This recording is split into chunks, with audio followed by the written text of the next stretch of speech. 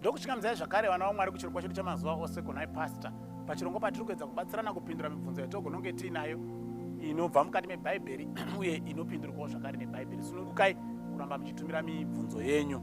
Mubvunzo watinoda kupindura nhasi uri kuti yo kunhai pastor, kana ndikagamuchira Christu zvinoita here kuramba murume wandanga ndinaye kuti ndiroorwewo anotenda? Ndo mubvunzo. Apa ndichangoerenga verse 1 chete. Kwete verse 1, ndichangoerenga kubva kuchapter imwe chete, because I think the chapter clearly explains zvabvunzwa panapa. 1 Corinthians chapter 7 verse 10 ndichidzika, now to the married I command, yet not I but the Lord. It's the Lord himself who commands. A wife is not to depart from her husband, but even if she does depart, let her remain unmarried or be reconciled to her husband. And a husband is not to divorce his wife. But to the rest, I, not the Lord, I say, if any brother has a wife who does not believe, and she is willing to live with him, let him not divorce her. And a woman who has a husband who does not believe, if he is willing to live with her, let her not divorce him. For the unbelieving husband is sanctified by the believing wife, and the unbelieving wife is sanctified by the believing husband. Otherwise your children will be unclean, but now they are holy.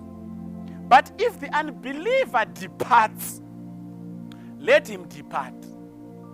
A brother or a sister is not under bondage in such a case, but God has called us to peace.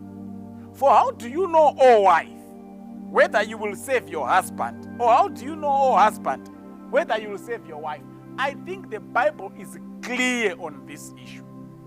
Kana imimi muri mimatendeuka, murume wenyu asina kutendeuka, hanzi hamumurambi kana iye arida yake kugara nemi, because hamuzivi pada nekutenda kwenyu iye murume wenyu achapedzisirawo akutenda.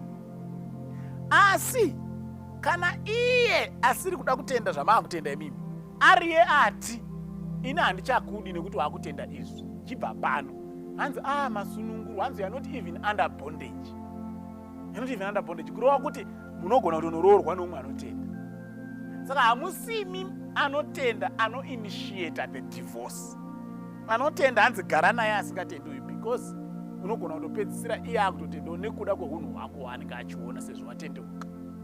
Asi iye aka-initiate akati ine handidi munhu anoita izvi pamba pano, ibvai pano, hanzi you are free to go. Saka abvunza mubvunzo uyu, hamugoni kuramba murume wenyu nekuti hatendi. Iye ndiye anotenderwa kukurambai nekuti makutenda. Ndozvinotaurwa nebhaibheri panapa.